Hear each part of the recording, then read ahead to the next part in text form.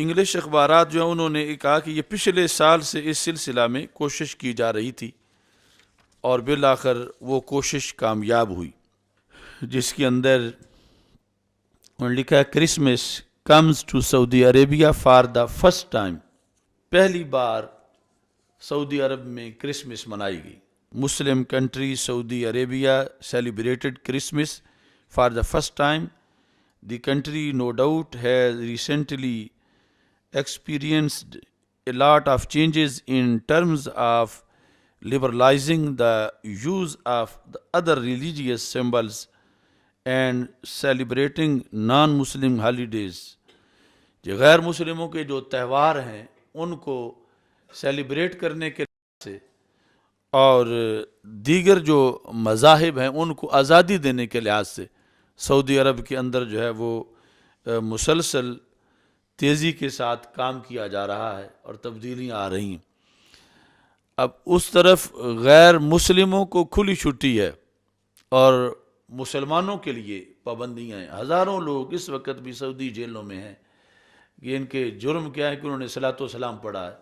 ان کا جرم کیا ہے کہ انہوں نے محفل میلاد منعقد کی ہے، ان کا جرم کیا ہے انہوں نے 11ویں شریف دی ہے. اس طرح جیلیں بھری ہوئی ہیں. اور دوسری طرف جو ہے وہ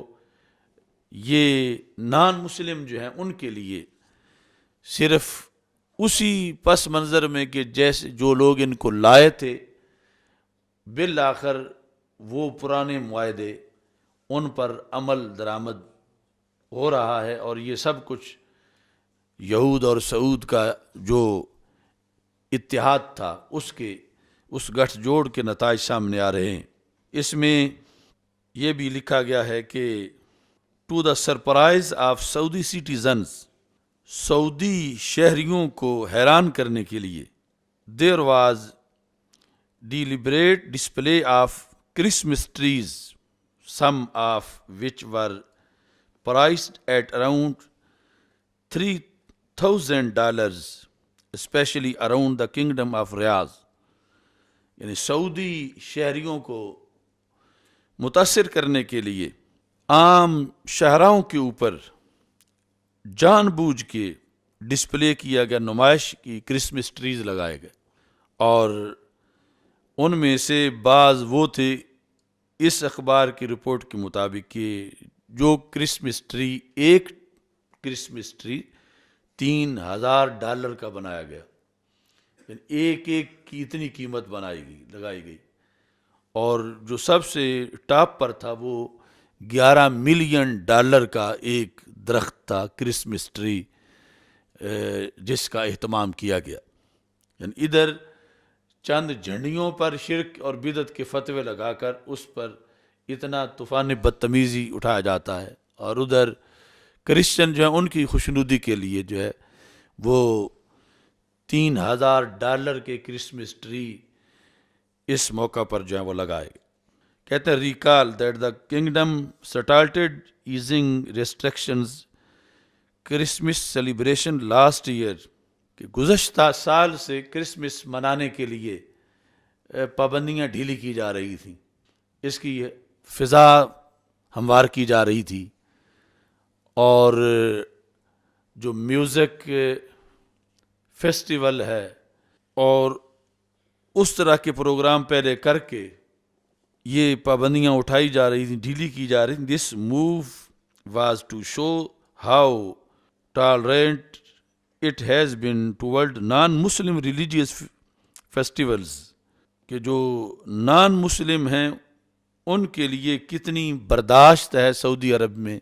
یہ دکھانے کے لیے یہ سب کچھ کیا جا رہا ہے. یعنی مسلمانوں کے لیے زمین تنگ اور غیر مسلموں کے لیے خواہ مندر بنائیں، خواہ ان کو ایوارڈ دیں اور خواہ ان کے ساتھ وہ معاہدے دفاعی کریں. اب یہ ساری صورتحال اگر عام کسی جزیرے کے اندر ہوتی تو اس پر تشویش نہیں تھی. یہ اس جزیرۃ العرب میں سب کچھ ہو رہا ہے کہ جہاں ہمارے آقا صلی اللہ علیہ وسلم اب بھی رونق افروز ہیں اور جہاں پوری امت مسلمہ کا مرکز ہے اور جہاں کے لیے رسول پاک صلی اللہ علیہ وسلم نے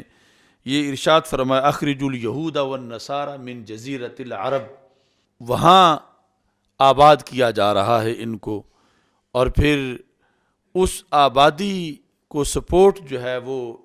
جس شخص کی دعوت نے